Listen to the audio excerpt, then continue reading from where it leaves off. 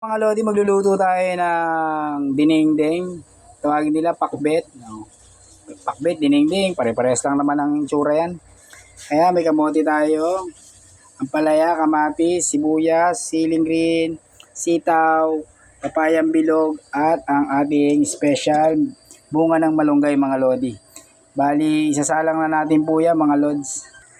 Ayan mga lodi, ugaliin natin kumain ng lugaw mga lods. Ugaliin natin kumain ng gulay mga lodi. Bali, kumukulo na yung tubig na ilalagay natin. Bali, unahin na natin yung sitaw mga lodi. Yan, para mas mabilis. Sitaw kasi medyo matigas to at matagal maluto mga lodi. Yan, mga lods. Yan mga lodi, ilalagay na natin yung kamote, syempre. Kamote. Kasi matagal maluto ang yan, matitigas. Ilagay na natin ang sibuyas mga lodi. Yan.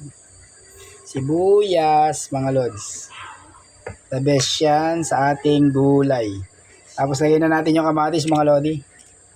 Yan. Ugaliin natin kumain ng gulay at ng lugaw. Bali, maglagay na tayo ng bunga ng malunggay. So ayan, lalagay na natin ang bunga ng malunggay mga lods. Init lang muna natin para the best. Iyan mga lodi, nakalagay na ang ating bunga ng malunggay. Susunod na natin ang bunga ng ampalaya mga lodi.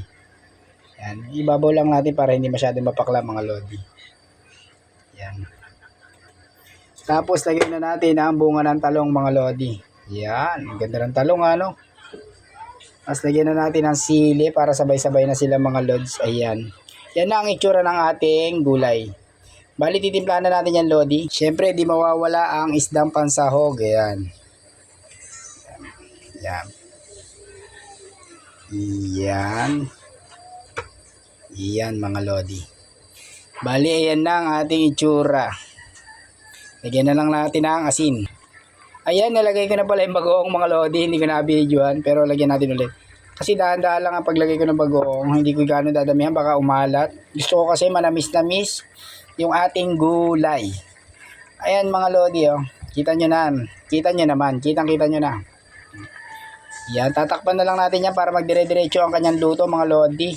Ayan, happy lunch break, happy lunch time, happy everyday. Yung mga nasa malayo at yung mga nandito lang, ingat po kayo palagi, lalong-lalo na yung ating mga kababayan na nasa abroad. Ingat po kayo mga lodi. Alam ko naman na pa, nagsusumikap kayo para sa pamilya nyo. Ingat po lagi. Maraming salamat.